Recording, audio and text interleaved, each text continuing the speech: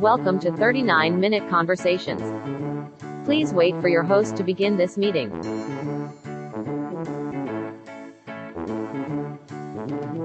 Your meeting is now being recorded.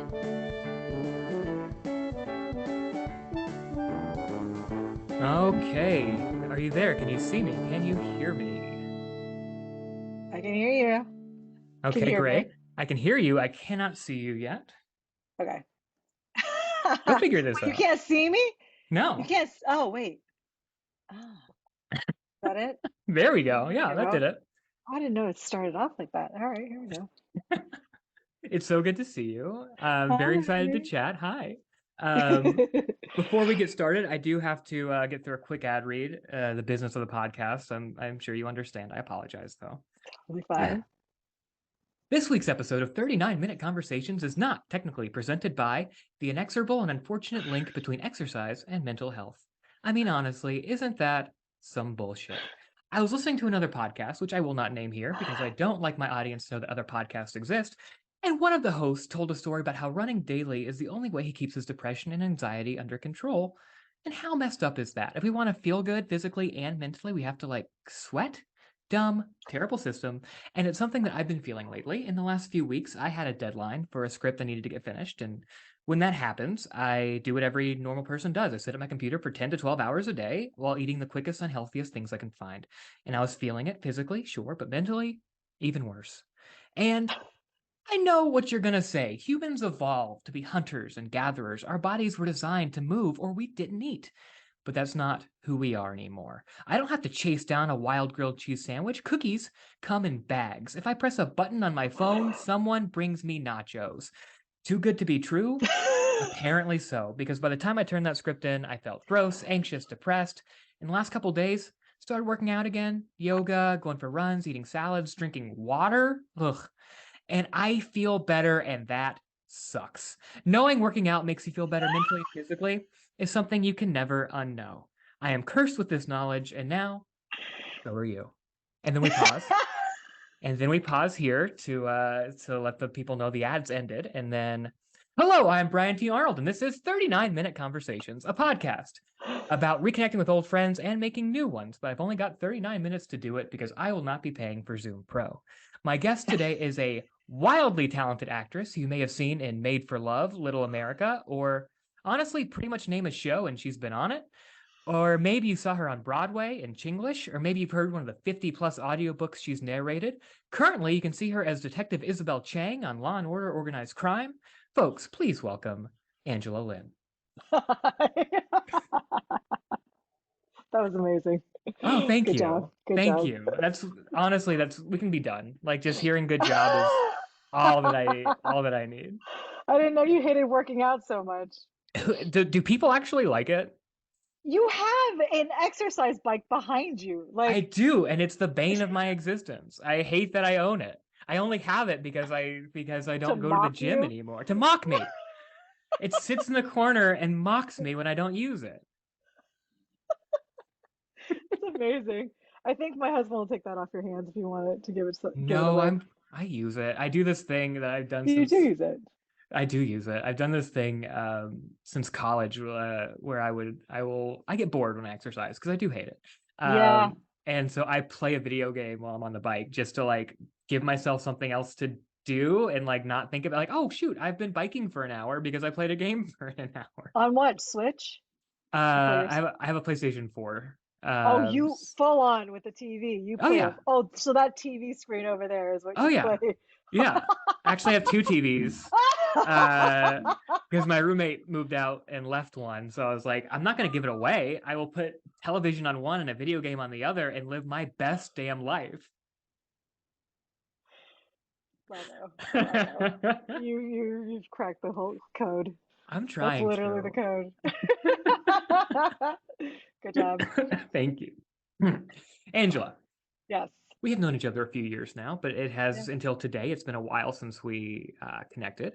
Yes. For background for the listeners, we met in church, hanging out at the coffee station outside, and that's where we Wow, you became remember friends. where? Oh, Oh, I okay. mean, we did. I mean, we were always. I was always at the coffee station, so that's where I Okay. talked to people. I was always Yeah. working that the coffee station.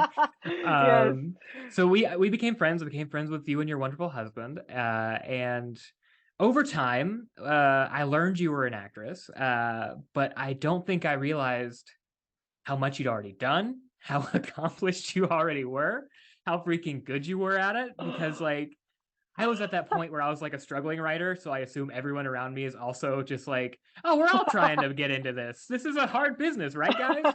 But then I've seen so much of your stuff now, and I read so much about you, and like you were just this like normal, chill person at church, and like, oh no, this is a real actress who's just I'm hanging out with.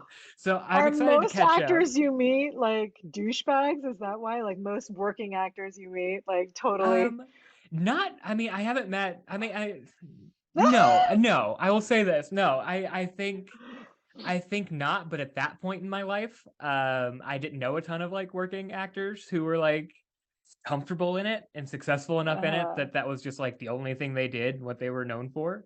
So yeah. it was like I think you might have been my first experience of one of Shut my first up. experiences of like this is a working actor who I didn't know was a working actor and just like oh she's just a person. I'm not a diva. You weren't a diva. That's what I'm trying to get at is that you were surprisingly not a diva even though you have earned the right to be a diva. Oh my God, no, I have not. Nobody has earned any rights to be divas. Like, no, I don't believe that at all. I don't kowtow to the idea of celebrities like misbehaving on set just um because they're a celebrity. Agree to disagree. As soon as I have as soon as I have any level of power, I will become an absolute monster who throws coffee on everyone around me. Uh, Watch out, it's the Me Too movement, dude. Right after. You can't do that it's stuff just anymore. coffee. I'm Oh my not. It's abuse. It's nothing more than just physical and mental Oh my anguish I'm God. causing. Yeah. Nothing else. Nothing untoward. Just being a general Right. asshole. Do you? Yeah, how I'm far that excited to goes. have you on here. Thank you for doing Yes. this. I started this podcast during the pandemic because it's kind of turned me into a shut-in in this time. I still haven't fully emerged from my cocoon, but Yeah. I wanted a reason to catch up with people I haven't seen in a long time, such as yourself. So I do want to start with where I start with most guests. How have these last few years been for you? How did you stay sane during these times? Mm. How did maybe this time change you, if it did? You know, when COVID hit, I actually, it sounds horrible to say because I know a lot of people lost family members during COVID, but it actually was a good time of like a big reset button for me. Hmm. Because I think at that time I was like going, like I was so focused on the career that it was stealing my joy. And I needed to just chill and not do it for a while and like focus on my life as it Hmm. was, my husband, just like doing fixes on the apartment that I wanted to renovate and whatever. It was just like I needed to refocus. Hmm. And it was a good time to spiritually refocus, a good time to like realize how far off track I had gotten and how like this not destructive, I don't know. It was just it wasn't going to be a space, a mental space that I could stay sane in Hmm. for too much longer. Hmm. So it was good for me in that way because like everything stopped. So no one was working. So you couldn't be like, I should be working right now because no one was working. Hmm. So I got to chill, relax, and then I think that was a time when I talked to you before about starting to do Bible study with my brother and getting getting back to the basics of what the gospel is and not what all this the nonsense that you see in the media about what Christianity is Hmm. and get to the real basics, the core of what it is. And that centered me. And going on that journey, I think, was the best thing that I did during COVID. And everything else now, everything feels different. The way I look at the business, the way I look at my career feels different because of that reset button, you Oh, know? that's a Yeah. really positive way to to look at it because it's something Yeah, that, I don't know. I feel like I was very up and down during COVID of like, oh, at this point I'm gonna just be, oh, this is only gonna be a few weeks, so let me like let me right. like really focus on like getting myself together. And then it was like, okay, well now it's gonna be like a year until the vaccine, so like now I know when we're getting out of this and it's gonna be totally normal again. So I have Yeah. this goal, and then that goalpost kept moving and moving, and I think I went through different variations of well, nothing matters anymore. And then like, nope, I gotta be out in the world at some point. So let me take care of myself. So I've kind of, you went inward spiritually, and I was more looking out my blinds, wondering when when I could go The back apocalypse. outside. Yeah, Yeah, yeah. Did you order your groceries? Like you didn't leave at all. for a little while I did. Wow. Yeah, which is I recognize as sort of a privileged thing to be able to do. But yeah, it was I was so I have such a I have a lot of anxiety as a just a human being. So this time period just really amplified that in a lot of ways. So I always Sure. felt guilty when I was like sending somebody else outside to their imminent doom. But they were already shopping, so I was Dude. hoping that my shopping trip wouldn't be the thing that killed them. But I am such a health anxious person that even when I don't see anybody for 2 weeks, I'll cough once and be like, what is happening? What is this? That's still who I Oh, am. yeah, yeah, yeah. Do you go to therapy for that? I do. I do. I am in And it has therapy. not helped. Sometimes I think it has, and then sometimes I will still spiral out of control, and I think that's hopefully a normal thing, or else my therapist isn't very good. I think, but I think that's true of everybody because I kind of got that Yeah, lesson of, um, if like you can't control the thought that comes in your head, you can just control what you yeah, do at it with it. yeah, So yeah. like I've gotten better at knowing what to do with it, but it is not 100. I'm not batting 100%. You know? I get you. You have your weekdays. Yeah, I do. Yeah, Um, yeah. let's get into you. You start at the beginning of your life, your career. You and your family. You immigrated from Singapore when you were a kid. Oh, we're starting Um, back there. well, yeah, we're gonna go all the way from the beginning. Yeah. Hey. Um, kids are resilient, but I still that you were young, you were a kid. I can't imagine that was easy to do. A new country, a new culture, new language. What do you remember about that time and what that was Mm. like? So Singapore actually is very, I don't know what it is like now, but when I was a kid, it was very regimented. Like a lot of the ways that they did school was kind of like communist China. Mhm. As in like you line up in rows.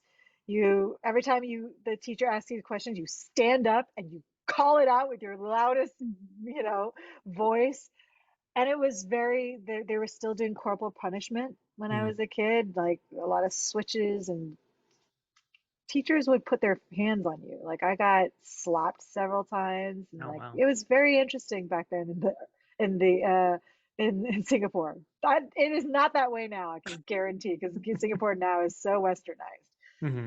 But when I came here, I remember being in third grade, and Mrs. Castro's third grade class. She asked me a question. I raised my hand, and because I was used to Singapore, I remember I stood up and I was like shouted out my answer, and I sat down, and her face, I still remember to this day, was like, what just happened to me? Like what did I just experience? She had no idea what was going on. But because also Singapore, like everything they teach there is so much more advanced here. Like in first grade, I already had my multiplication tables memorized, and they were just learning their multiplications in third grade. Oh, that is my husband, because he's the only one that can get through my do not disturb. But but he they so because I forgot my train of thought. What is it? We were They were trying. multiplication Oh, tables. You were oh, ahead. because I was ahead. I was like the first student of the month. Oh hey. I know, my first, and I was getting A's when I got to America, where, well, I guess in Singapore I was too. In Singapore, they have this thing which I don't agree with, but they used to like rank the kids. So I was new. I was like number one in the class or number three in the class. And I was like, Mm-hmm. how must it feel to be number 25? You know, that's Sure. awful. So I don't agree with that anymore. But I always felt good about myself. I remember my senior year of high school.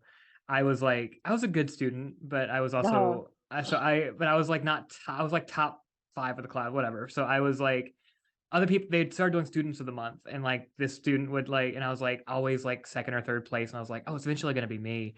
And then I started doing like the morning show of the campus, and I did all these like, terrible weird characters, and I was trying out being funny, and I never appeared on that list again of like of gonna be student of the month. they were like, not that clown. Pretty much. You said in an interview that I read that you were a kind of shy, isolated kid. And so your parents put you in a theater camp to get you out of your shell and to help you make friends. If your parents knew that that would turn you into an actress, do you think they would have picked a different kind of camp? Do you think they would have gone with 100%. science camp or Model U in 100%. or something like that? 100%. Or like speech and debate or something. No, but I remember coming to America. I was so shy because everything was just different. Americans are just like louder and bigger and Hmm. everything's just crazier, right? And um, yeah, I think that that was the first hook because I remember I didn't know I could sing Hmm. until theater camp, and they gave me a solo, "Where is Love" from Oliver, the Okay. musical, and I had to sing it. It was a play that they cobbled together. There were bats in it. I don't know what was going on, but I still remember looking into the lights and singing that song and having all these parents come up to me afterwards and say like, you have such a beautiful voice. And I don't know if I did, but because they said it, it Hmm. was the first time I ever got sort of praise because Chinese parents don't give praise. So when coming to America, hearing praise for the first time, it was like, is this who I am? Am I an actor? Hmm. And I was like 9 years old, but I don't know that that was exactly when the bug hit. I think my parents still also kind of raised like an academic person. Hmm. And it wasn't honestly until middle school, I started doing theater outside at San Jose Children's Musical Theater. And I, I don't know, I think then a teacher told me I had to go to performing arts high school. Hmm. And I went to a drama summer camp. I was not going to go to this performing arts high school. And the summer before high school, I took his class and he was like, you should be an actor. You should come to this performing arts high school. Oh wow. And I don't know what possessed my parents to allow me to go. Because they honestly, even though they've been supportive in different ways, in their way, ever since I graduated Carnegie Mellon, my mom in particular was always like, you should quit. You should quit acting. Hmm. Even after I was on Broadway, like they were like, you should quit. You should quit because it just was never consistent. And Yeah. they weren't used to this, like, non-consistent lifestyle. And I will say, I think it's only in the last maybe 5 years that my parents stopped telling me to quit. I was gonna ask. That was gonna be my next question if they ever stopped. You made a Mhm. deal with your parents. I read that if that they would let you major in drama if if you got into Carnegie Mellon because that's where Yeah, Ming Na hanging Wen out went to when. school. Yeah, So of course you did get in. So yeah. and at that school you're studying alongside Leslie Odom Jr., Josh Gad, Josh Groban. Um, did you have a sense at that time of the potential and the talent that you and your classmates had, that maybe that this future was ahead of you guys? Yeah, especially with those three, I think Josh Groban had already been on Rosie O'Donnell before he got to college. Oh Like wow, okay. we were watching him. He had already sung at a Grammys rehearsal with Celine Dion. He was showing us all those tapes in our freshman dorm, and like midway through, I think the first or second semester, he signed that contract with, you know, um, David Foster. So it was just like, oh, He's gonna be a star. Hmm. He actually dedicated his first album to us, which was Oh very wow, sweet. that's nice. It was very, very sweet.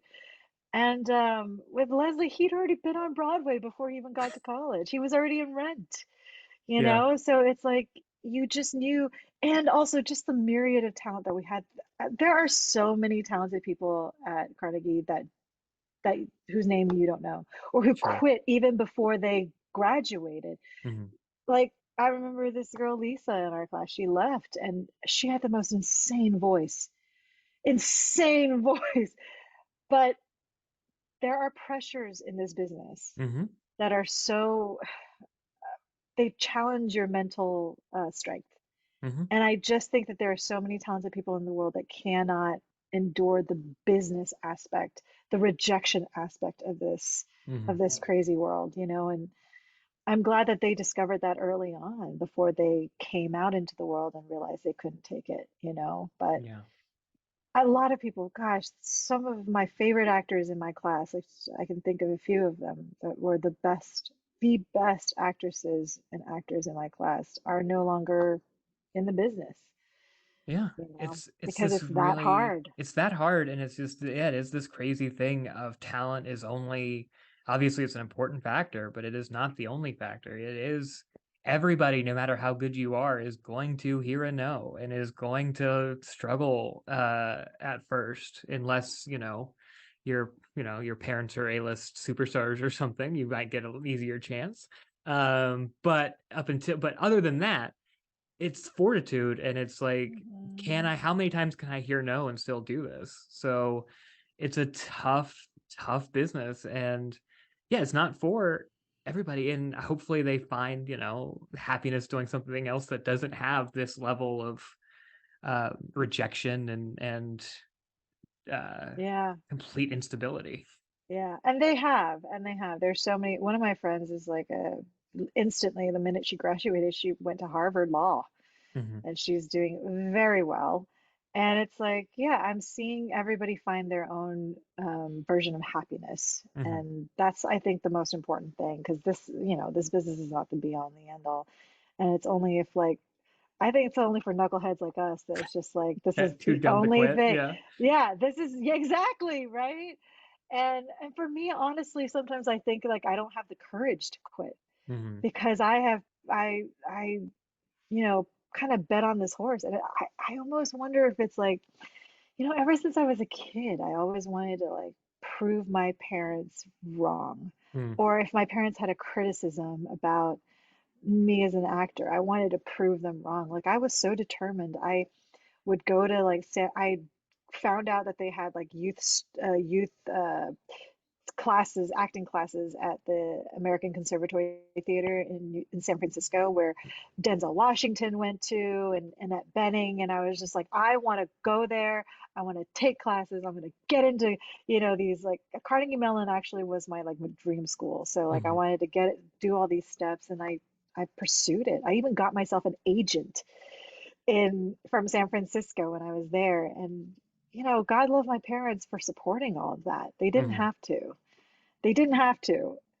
And it's weird. I haven't asked them to this day, like, why did you keep letting me, even though Hmm. you didn't want me to pursue it? They wanted me to be a doctor so badly. It's crazy. I think it's the love of parents. I'm just going to chalk it off to that. Yeah, You just I want to see think your kids so. happy. And I'm going to use that opportunity, I think, to I was going to talk about some other stuff, but this feels like a good way to get into it. Um, Little America, your episode of Little America is sort of about that feeling. It's about a Right? mother who is feeling, you know, an immigrant mother who's feeling her kids are growing distant from her, and she wants the best for them, but she also wants to hold on to them. And it is such Yeah. a powerful performance. My eyes Thank were, you. it's such a great episode. My eyes were like watering the whole time. It was the first time and I think it was the first time I'd watched something that you were in since we'd known each other. And I was just like, oh, shit, she's so good. She's so good at this. I mean, and it's not just me. Your performance was named by Variety as one of the top 30 most memorable TV moments of the 2020 Emmy eligibility season. Um, but what was it like being part of a story that not only is, the writer director Z Chun's story, but is also like drawn from your family. I'm sure at least your performance wise has to be drawn from your upbringing and your family. What was that like doing something so personal? I that to this day, that is probably the most rewarding and challenging experience of my life. And even just that story, what it did for me. I met Z's mother, whom this whole story was based on. And reading this, first of all, I was like, man, there is so much life that our parents lived Hmm. before they even had us that created who they are. And when I see like my parents worrying about me all the time and being, my mom and I actually had a really difficult relationship when I was before college, like when I was at home. And we were very contentious with each other, and she was very hard on me. And I never understood that. We butt heads a lot. I didn't understand my mother because I was young and I didn't care to understand her. She was just Hmm. this authority figure, right? But when this story made me realize that what are the things that made my mother that way? What are the fears that she went through? Because in the story, I guess well, should I, I mean, spoilers? it's Spoilers! been out for three Been years. out So for a minute. spoilers for it. I Yeah. know, spoiler. But like, she basically didn't have a family of her own because she was uh, shipped from family to family. Like she was an orphan Hmm. for a long time. And to understand that that's why she held on to her children Hmm. so tightly, Hmm. because she never had a family of her own, and this was all the family that she had in the world. Hmm. I mean, that is the motivation, right? And it made me think about my parents and like what made them the way that they are, what made it so hard for my mom and I to communicate when we were young, when I was younger. And it honestly made me appreciate my mother in a different light, the sacrifices, because I started thinking about the sacrifices, what it was like to come here, to Hmm. be a very successful artist in Singapore, to come here and have nothing. She had to work two jobs, like working in warehouses. Like she just couldn't do what she was about to be promoted to the vice president or vice principal of the art art school, the art university there, of the Hmm. major art university there. And she gave up all of that to come here so that I could have a father because my dad was here and pursuing his dreams here in Hmm. America. And it's just amazing what she gave up and then what she sacrificed and how she wanted to see us like be successful. And yeah, even to see my mother today, like everything she survived even through COVID, like she Hmm. had an art studio and it had to close because of COVID. Hmm. And at in her late 60s, she started being a YouTube star.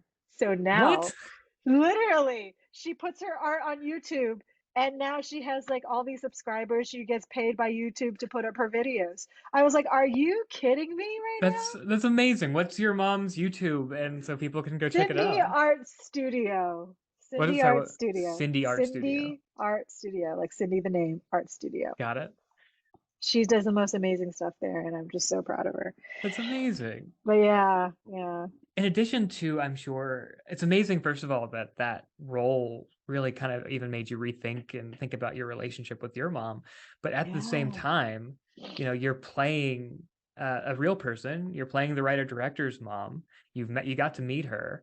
Did you feel, I guess, how much pressure was that to like, I need to get this story right. I need to get this performance right. Or were you given more freedom to like make it yours? Like how was that process like? I think that's what I really loved about because I was so intimidated by this whole role. Mhm. The whole time I was auditioning for it, I was like, I'm not gonna get this. Why am I doing this? Why, I didn't feel connected to it because it was, I had to be accented. I spoke Mandarin most of the time, and I was just like, man, I'm not a mother, and I was just like, oh, I don't know how. But then I remember Alan Yang, was our executive producer. He said to me at the auditions, he's like, I just want you to bring yourself to this. I Mm. just want you, I don't want you to imitate your mother. I don't want you to imitate anything. I just want you to live this part out. That I remember when I heard that, it just released me Mm. from trying to be anything outside of myself, And I appreciate that with Z too. Like I met his mother, but there was no pressure to imitate her in any way Hmm. because even with what they said about the writing of it, like his mom loves to karaoke, but it wasn't like she karaoke'd on the boat or anything. Sure, It it's was not a song, one-to-one. It's not a it's hundred not a percent one true to one story. Yeah. exactly. But his mom does love to karaoke. Um, but so I think there was some of that that felt like liberating to that the creative team let me just be myself. I love Let's that. let's talk about that karaoke moment for a little bit because I mean, obviously you Uh, come from a musical theater background, but it's such like a powerful, emotional. I mean, first of all, I'm sure you're a better singer than the character of I, so you have to hold yourself back in some ways, but still hit the emotional beats of it, and the whole episode kind of hinges on this montage and this memories that are flooding while she's doing this. yeah. Um, what is it? Was it like acting that and trying to find exactly and calibrate the performance in that way? First of all, I was also terrified because that was not part of my audition. I was like, Z, what would have happened if I couldn't sing? And he was like, oh, we figured it out. And I remember they gave me the song, and in the key that it was like way higher. I would be just big belting it, like Broadway belting. I was like, that doesn't feel like the character. So I Yeah. had to bring it down and everything. And I remember that was the last scene we shot for the entire show. Hmm. I was so exhausted. We were like 3 or 4 weeks into shooting, and I'm on in every single scene. So it was like nonstop. It was my hours were long. Hmm. And I just remember being exhausted and needing to do that song over and over and over again. And just like in between, just sitting there and Z coming by and just giving me a pat on the back, being like, it's great, it's great. And just having to cry and go through that emotional thing. It's just, it needed a lot of like just, I think maybe tiredness did help. When you're just Sure. emotionally raw already, it's just like, here we go. And it's the last thing. So it's like the big hurrah, the big goodbye to this whole Hmm. set and everybody. And yeah, it was lovely. That's amazing. Memorable. Yeah. Let's talk about right now. You were on Law and Order, Organized Crime, Yeah. which Law and Order historically has not been like one of my shows. I know it's comfort viewing for a lot of people. People love it. I did watch the two episodes that you've appeared in so far, and I get it. Like it's like, oh, this is addicting. This is like really solid. I can see why people like this. Yeah. I was raised on SVU, Oh so yeah. like, oh yeah, it was such a dream to work with Chris Maloney. I was like, huh. He seems, it's so interesting because he's such I watched so little Law and Order that I know him most from like Wet Hot American Summer or like one episode he did of Scrubs or something like that. So I like love that. it's so cool because that is like his franchise and his thing. And Law and Order is such an established juggernaut on television. What was it like trying to slip Mhm. into something that is, I guess that iconic? Was it like joining that kind of world?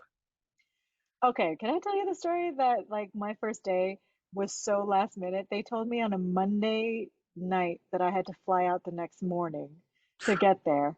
And I was like, okay. And then, or not the next morning, the next afternoon, because I had all this stuff planned in the morning, so I could only fly it out in the afternoon. And then I flew out right before I got on the plane, I got the script and it was completely rewritten. So scenes that the scene and then they were like, oh, by the way, also you're shooting tomorrow at 6 a.m. And I was like, wait a second, I'm not even there yet. What? And I got in at like midnight and I was still trying to memorize the scene that I was supposed to shoot the next day that didn't have in my auditions. I had to take a COVID test, so that made me stay up until like 2 a.m. I didn't sleep until 3 a.m. I was up at 6 a.m. for a costume fitting. 3 hours Oof. later, I'm in on set, 60 extras, gigantic ballroom. All the series regulars are with me on this scene. I was like, I didn't even have time to feel scared. I Mhm. was just like, know your lines, know your lines. And even then, it was so difficult because I was so sleep deprived. Mhm. And thank God for the amazing cast and the amazing director that I had. who was so kind and so like, girl, I have been there because she used to be an actor as well on Law and Order. And she was just like, I know where you're at. You're doing great. Don't worry about it. Don't worry if you mess up a line. It's fine. Just keep going. And I was like, I love all of you. It was just so supportive. And even Chris, I remember looking at him one time. I was like, I'm so sorry. He was just like, no, no, you're fine. You're more than fine. You're great. Do it. I was like, okay. But I was tired. I was exhausted. And it was a long day of shooting. I think that scene took like 6 hours or 7 hours to shoot. It was a long day. I don't want to break the fourth wall too much, but we did have a little conversation before we started this Yeah, episode recording. totally. And you did mention that Chris was kind enough that your mother-in-law is a huge fan of his, and he managed, and you, well, tell me what he did, because after you told him that. He made a video for her and he like took fake pictures of me to send her and he did a video of her gosh, can I even show it? I can show it. You can show Can I it. There's do a you want me to video show? element to this podcast if you can find it, sure. Yeah, it was so great and there it is. Let me make sure that it's queued up. Okay. It's Rita Johnson. Hey, Christopher Maloney. Do you know who I know? That's who I know. I know people. That's so cute. It's so nice that he did that. I know. And he's honestly, gosh, to work with a pro like him who knows the show so well because he's lived it for, over a decade. To see how he even hears the script, to see how he cares about like all the guest stars that come in. He cares about the direction that the blocking the guest stars are getting because he cares, oh, it doesn't motivate that guest star's line. He's like Mhm. he cares about other people besides what he's doing. He's just such a generous, generous actor. I guess if he's not a diva, going back to what we talked about at the beginning, I won't be either. I will try to. If anybody's earned diva status, it's probably him, and he doesn't do it. So let me rethink the way I think about my life. There was one day where I actually asked him, I was like, because I wondered, because I thought that a guest star was maybe a little nervous around him.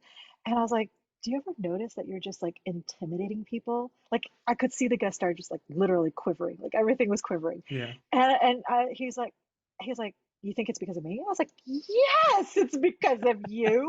He's like, gosh, I just forget that sometimes. Like he said that he always thinks of himself as that out of work actor that's Mm. just still like working to be on a show. And he just that those times have traumatized him so much that he's always still the out of work actor. Wow. And I love that for how successful he is. He's Yeah. incredibly humble. Yeah. We have less than 2 minutes left. So I know Oh, it's not enough time, but I want to. So with this time, before we get into like some deeper questions where I get to know you on an even deeper emotional level, I do want to yeah. give you this opportunity. What do you want? Do you have anything that you want to plug right now? Is there somewhere people can Oh, follow you on the social medias, anything like that? if you want to, it's like at angelalynn.com as in DOTCOM. But, I don't know. I watch Law and Order Organized Crime Watch Law tomorrow, and Order Thursday. Organized Crime. And then this will air next week, so it'll already have aired. So watch it on Oh, Peacock. really? Yeah, on Uh, Peacock, yeah. and um, and watch your episode of Little America, which Yeah. the title of it, I'm trying to remember. I have it written down. The Grand Prize Expo winners from season 1. Definitely watch that. Angela, we have 1 minute left. When you do pass away from this world, as we all eventually Ooh. do, what do you want people to say about you? Oh, dear God. That I made an impact on their lives. Hmm. That I laughed, that I gave them something, that I don't know. That, oh, she said this to me once, and it really was something I needed to hear. It really changed the trajectory or whatever. Or I saw her in this, and it really made me see this differently. Da, da, da, da. If you could know your future but couldn't change it, would you want to, or would you rather not know? Ooh. The type A personality that I have, I would want to know, and I just want to know, but I probably shouldn't know, and that's probably best. If you could live forever, would you want to? not the way this world is going. Your meeting has ended. Goodbye. Thank you for listening to 39 Minute Conversations, hosted and produced by Brian T. Arnold. Music by Kevin MacLeod, licensed under Creative Commons by Attribution 4.0 license. If you like what you heard, please subscribe and tune in for new episodes, and don't forget to rate and review. If you didn't like what you heard, please don't do any of that. That's okay too. Thank you, and we'll see you next time. Stay safe and be well.